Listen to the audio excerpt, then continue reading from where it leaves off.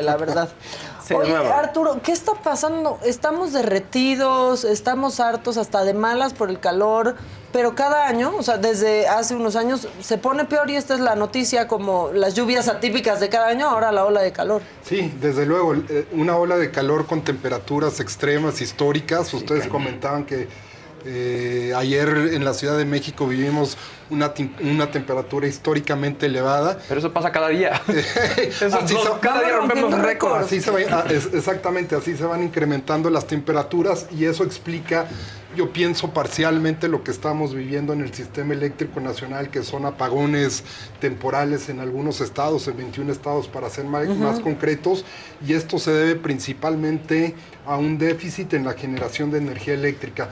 Déjenme tratar de explicarles de manera un poco más sencilla el problema, que desde el punto de vista técnico es bastante grave. Yo me atrevería a utilizar este adjetivo. O sea, en el país, pues, por las actividades económicas, por las actividades básicas, las y los mexicanos consumimos cierta cantidad de energía eléctrica, y el sistema eléctrico nacional, para poder satisfacer esta cierta cantidad de energía eléctrica, que el día de ayer fueron 48,000 megawatts, para ponerlo en perspectiva, pues el sistema eléctrico tiene que generar igual cantidad de energía eléctrica, 48,000 megawatts.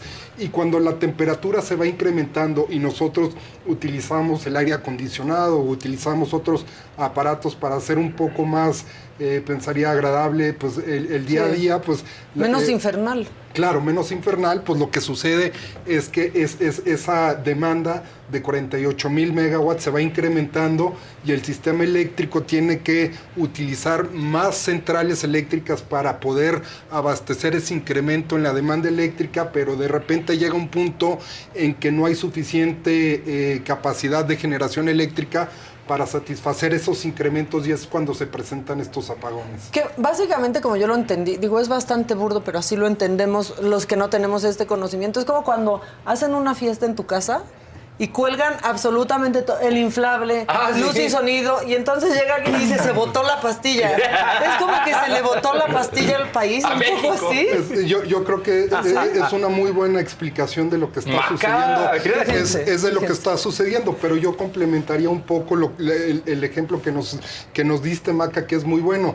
Imaginemos en este escenario que planteas, que nuestros vecinos también tienen una fiesta, que los vecinos de nuestros vecinos tienen una fiesta y que todos están utilizando más energía eléctrica, y de suerte tal que, pues, o sea, los responsables de garantizar el acceso a la energía eléctrica, pues ya no tienen solamente la responsabilidad de poder cumplir con la energía eléctrica de la casa, o sea, aunque se haya botado la energía en una casa, sino también representa otro incremento en una segunda, en una tercera casa, y eso incrementa el volumen. Y si una pastilla en una casa falla, pues también puede, como está interconectado todo, puede ocasionar que se presenten contingencias que hagan fallar una segunda y una tercera casa, y que se presente un efecto, lo que se llama en materia técnica, una cascada, y eso genera un apagón masivo que genera consecuencias muy graves. Y lo que están haciendo ahorita las autoridades es tratar de evitar que exista un efecto cascada, donde se generen apagones en regiones y donde se tarden en restaurar el suministro de energía eléctrico en esas regiones. Entonces, a lo que voy, sí han existido problemas de apagones por el incremento de las temperaturas, un alza en el consumo de energía, en la demanda de energía eléctrica, pero ahorita las autoridades están enfocadas en tratar de que estas contingencias, este incremento, no genere, digamos, afectaciones mucho más graves de las que podrían generar. Pero es culpa, por ejemplo, de quién, porque si pasa esto en tu casa, es tu culpa porque no contemplaste una planta extra de luz sabiendo que iba a haber este pico, ¿no?, de uso de la electricidad. ¿Por qué no hicieron esta previsión? Pues es responsabilidad de las autoridades, que son las encargadas de planear y de estimar en cuánto va a crecer el consumo de una casa o en cuánto va a crecer en términos ya aterrizados al problema la demanda en el sistema eléctrico nacional. Y cuando tú planeas, pues lo primero que tienes que hacer es, vamos a estimar que la demanda va a crecer 2.9% de manera anual, la demanda eléctrica. Para poder satisfacer ese incremento, lo que necesitamos es incorporar o adicionar capacidad instalada nueva de megawatts. Claro. Entonces necesitamos tantas plantas o centrales eléctricas nuevas, y ahí es actualmente donde se está enfocando el problema. El gobierno no ha podido adicionar nueva energía eléctrica, nueva capacidad instalada, porque los planes que los tiene para poder adicionar esa energía nueva están atorados. O sea, la CFE tiene programado poder adicionar 9,000 megawatts al sistema eléctrico nacional a través de la construcción y de la operación de al menos 12 nuevas centrales eléctricas, pero esa construcción de esas 12 centrales eléctricas no ha concluido, y es un poco lo que explica el problema de déficit de la generación eléctrica.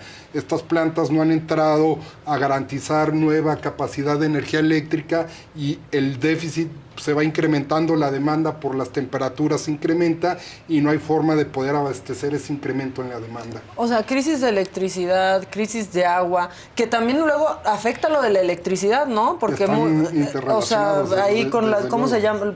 Estas, los pozos. Los pozos hidráulicos y así trabajan con, pues, con electricidad. Pero entonces nos choreó el presidente, porque al otro día de que pasó, o sea, el primer día de la emergencia salió en la mañanera y dijo, ya se va a arreglar, y luego al siguiente día, pasó ese mismo día, lo mismo, y al siguiente, lo mismo, por ahí de las 2 de la tarde nos viene la CENACE con el aviso. Sí, yo pensaría que es interesante lo que comentas, pero para poder dimensionar bien el problema hay que entender que la operación del sistema eléctrico nacional es muy complejo, en términos de que el sistema eléctrico está compuesto por 9 regiones, abastece al menos a casi 120 millones de mexicanos de energía eléctrica, y para poder abastecer una cantidad tan grande de energía tiene que estar monitoreando constantemente el sistema, tiene que ver los incrementos, por qué se registran esos incrementos, cómo poder satisfacer esos incrementos, pero alrededor del todo país, de todo el país. Claro. Entonces es muy complejo estar monitoreando y estar operando el sistema.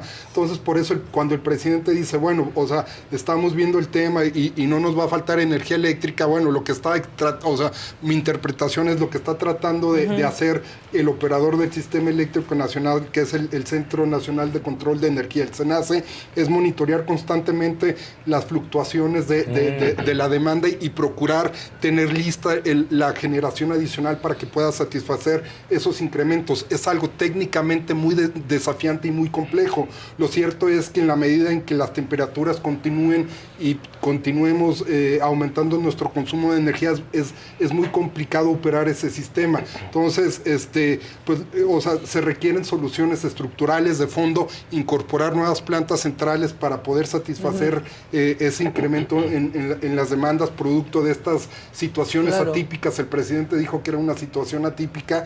Pero el año pasado sucedió. Volvió a suceder. Y mientras esté así, el asunto del calor va a seguir pasando. Y va a continuar pasando. Ahora, o sea, las autoridades tienen que tomar decisiones para procurar minimizar al máximo estas probabilidades de apagones masivos, y eso es el principio básico a partir del cual funciona el sistema eléctrico nacional, tomar decisiones para minimizar las probabilidades de que eso ocurra. ¿Qué ha hecho el gobierno? Pues ¿el horario de verano no ayudaba? El horario de verano es muy buena pregunta, Murrieta. Claro, porque ha salido eso, que porque el horario de Dios ahora ya estamos en esto. ¿Es mito? No. Desde luego que el horario de verano tenía un impacto en los patrones de consumo de la energía eléctrica, pero no es un impacto tan grande que logre modificar o que pueda sustancialmente considerarse como una respuesta a estos problemas. Lo cierto es que como ciudadanos podemos aportar nuestro granito de arena para procurar sí modificar los patrones de la demanda, del comportamiento de la demanda eléctrica. ¿Qué podemos hacer? Bueno, cuando no estemos utilizando un aparato electrónico, o sea, procurar desconectarlo, cuando no estemos utilizando la plancha, procurar desconectarla, la televisión, desconectarla, el microondas, desconectarlo, la lavadora, desconectarlo cuando no estemos utilizándolo, procurar en la medida de lo posible también utilizar aparatos eléctricos con sellos de eficiencia energética, porque los sellos garantizan tecnología que hace más eficiente el consumo de energía. Eso es lo que nos corresponde a nosotros como ciudadanos, pero las autoridades, desde luego que tienen la responsabilidad. Es un porcentaje chiquito lo que podríamos ayudar, ¿no? Mínimo, desde luego, pero creo que ese porcentaje ayudaría mucho. Y eso ayuda en un contexto, yo pensaría global, donde estamos viendo expresiones de la crisis climática. En Brasil las lluvias registradas, en México el incremento de las temperaturas, o sea, todos estos son fenómenos de la crisis climática y nosotros creo que es una buena oportunidad para tomar estas medidas que ayuden a modificar los patrones de consumo de energía eléctrica. Pero eso, lo cierto es que no responde a, no es una respuesta estructural al problema que vivimos en México. Una respuesta estructural básicamente pasa por dos cosas desde mi punto de vista, Maca. Una tiene que ver con incorporar nueva capacidad de generación eléctrica al sistema, algo que se va a tardar. Está viejo. Sí. Ese es un tema, creo que es muy importante lo que acabas de decir. O sea, las plantas que generan energía eléctrica son plantas principalmente que con tecnología vieja o obsoleta, y eso incrementa los riesgos de que falle el sistema eléctrico nacional. Y algo muy importante, tenemos que reforzar las redes de transmisión. Las redes de transmisión son muy importantes porque son el conducto a través del cual se transporta la energía de un centro donde se genera de una planta de energía eléctrica a los centros de consumo. Y si estas redes están fuertes, permiten incorporar más energía disponible en tiempo real, y eso permitiría reducir los riesgos de afectación en el sistema eléctrico nacional. Ahora, hay otra cosa, pero la verdad es que, o sea, no sé cuál sea el porcentaje, ¿no? Y quizás por eso es que todavía no se abarata tanto esa tecnología. Los paneles solares, ¿no?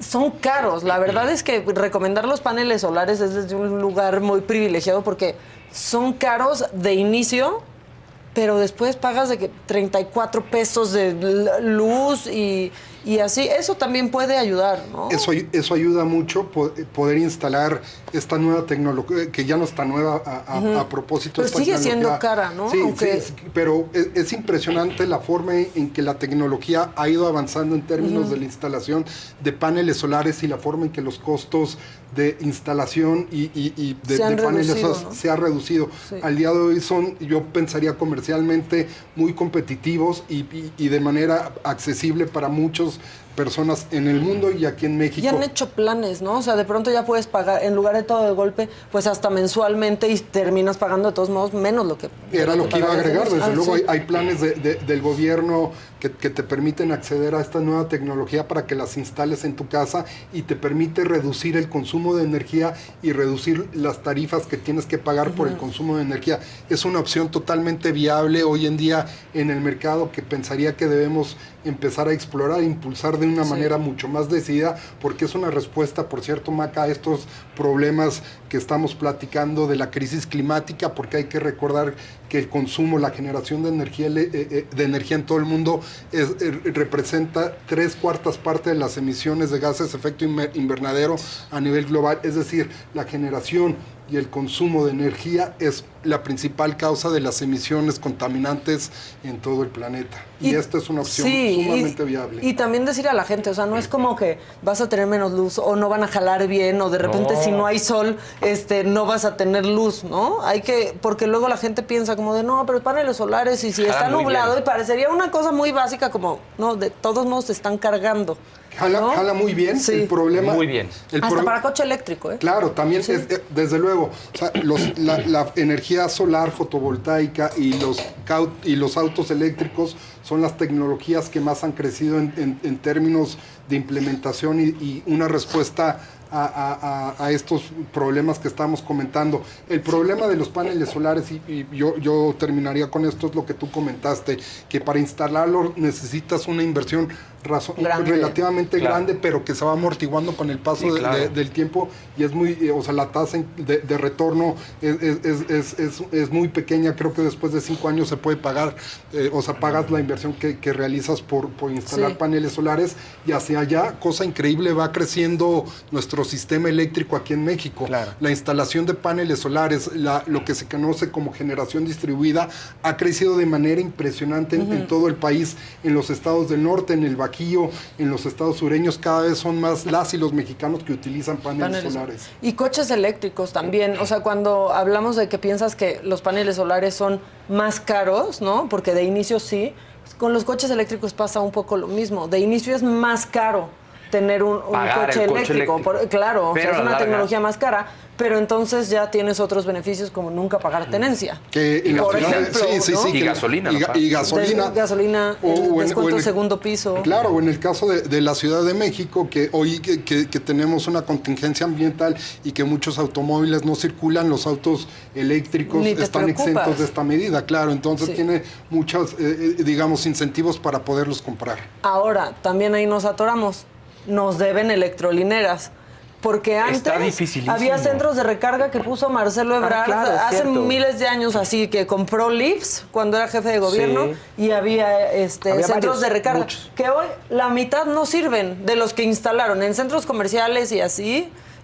No, de iniciativa privada hay, pero en las calles prácticamente no sirven esos centros de recarga. Bueno, yo estoy sorprendido de lo que tú planteas porque efectivamente ese es el cuello de botella actualmente para impulsar los autos eléctricos, la instalación de infraestructura que te permita recargar los autos. Para la carretera. Exacto, ¿no? Exactamente, porque tú puedes... Tal cual. Tú puedes, acceder a estos autos eléctricos, pero quieres realizar un viaje a otra ciudad y si no hay estaciones para autos eléctricos, pues no vas a poder utilizar todo. Y acabas necesitando otro coche. Yo justo estoy pensando en hacer la transición eléctrico, pero todavía mucha gente dice, es que no está tan lista la ciudad ni el país para los coches eléctricos. Alguien me contaba que si tú quieres ir de México a Acapulco, tienes que parar en Chilpancingo, recargar en Chilpancingo y seguirte a Acapulco. Y horas, porque tampoco hay centros de carga rápidos. O sea, la verdad es que eso nos salen a deber. Nos deben con más incentivos para los coches eléctricos, la verdad, y con que sí haya electrolineras, porque hoy agarras tu coche eléctrico y te vas a ver, aparte, sube el consumo en carretera, o sea, la altura, claro, ¿no? Todo se vuelve distinto y entonces vas con algo aquí atorado de que ya no voy a llegar. Y a mí me pasó, me llevé uno eléctrico a Tula, que es bastante cerca, ¿no? Y dije, bueno, llego y lo cargo en el hotel. No hubo un lugar en Tula Hidalgo en donde el voltaje fuera suficiente para que se cargara el coche. Se cargó apenas 2% en 2 horas. Y tuve que regresar, pero, o sea, no hay que apagar el aire, no hay que ponerla, o sea, no. De bajadita. Porque en la ciudad no tienes problema, o sea, tu recorrido, un coche, o sea, mínimo, te da 100 kilómetros de autonomía, mínimo, ¿no? Sí. Hoy te dan 250, 300. No tienes problema en un recorrido diario en la ciudad. Pero sacarlo no es imposible, ¿no? Híbrido enchufable, Murrieta, esa es la solución. Es la solución. Exacto. Sí. La gente está aquí un poquito como, no preocupada, pero sí como que le molesta el tema de que todo se les deje a ellos. Ah, claro, y ahora nosotros vamos a tener que... Pero ¿tú cómo lo ves? O sea, creo que tiene que ser un esfuerzo en conjunto, ¿no? O sea, como de la sociedad y también que haya infraestructura y se hagan las previsiones necesarias para que no nos falte también energía, ¿no?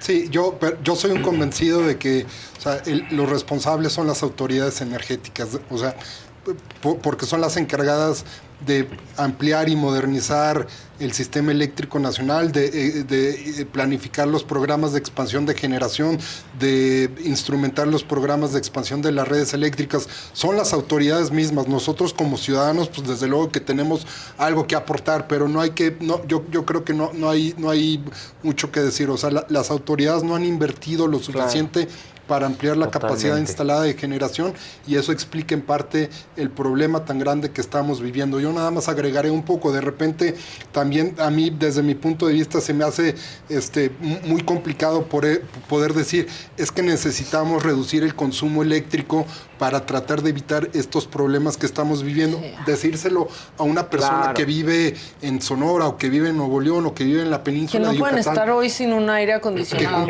Qué complicado es esa parte. Entonces, 40 y tantos grados en Mérida. Porque todavía las ciudades, o sea, ¿no? Guadalajara, por ejemplo, aquí la Ciudad de México, no estamos tan acostumbrados a necesitar un aire acondicionado. Pero ahí es claro. o sea, es por bienestar físico. Literal. ¿No? Es de primera necesidad. Entonces a mí se me hace muy complicado poder, o sea, entiendo muy bien lo que estás diciendo, argumentar a favor de la toma de conciencia Claro. y de la acción climática para reducir nuestros patrones de consumo. Y por eso insisto, o sea, la responsabilidad recae principalmente en las autoridades. Creo que es muy importante que fortalezcan la planificación alrededor del sistema eléctrico nacional. Yo pensaría en la conformación de un comité de planeación donde participen el SENACE, la Comisión Federal de Electricidad y la CENER, que son las autoridades responsables de este tipo de problemas. Y en un segundo punto yo pensaría también en la posibilidad de impulsar o redoblar los esfuerzos que se están haciendo actualmente para modernizar las redes de transmisión. Esos dos puntos son importantísimos en esta coyuntura. Y luego, como que es una receta para el desastre. ¿No pasa esto cuando al frente de la CFE está uno de los personajes más repudiados por los mexicanos? Sí, como Manuel Bartlett. Sí, desde luego. Yo creo que esta impresión de repente puede uno pensar que es bien merecida. Yo creo que aquí vale la pena pues recordar un poco las decisiones que se tomaron en esta administración.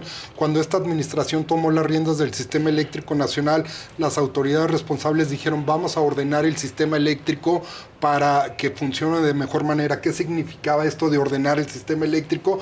Bueno, en la política regulatoria lo que significó es restringir los permisos de generación eléctrica para los privados. Entonces, en los primeros 3 años no hubo, o sea, los permisos, la autorización de permisos para incorporar energía eléctrica de los proyectos privados se detuvo totalmente. Sí, claro. Y eso hoy en día es una expresión parcial del problema que estamos viviendo. ¿Qué pasó de manera adicional? Bueno, la CFE dijo: lo que dejen de generar los privados lo vamos nosotros a generar. Y estos proyectos que les platicaba, estas 12 centrales eléctricas que están en construcción, no han terminado de concluirse, y eso explica parcialmente otra vez lo que estamos viviendo, el problema que estamos viviendo. Y el gobierno, ¿qué dijo hacia el final hacia los últimos 3 años del gobierno? Es tiempo de reforzar las redes eléctricas, de resolver las congestiones en las redes que existen en el norte para transportar la energía al centro y al sur, y otras congestiones que existen en todo el sistema.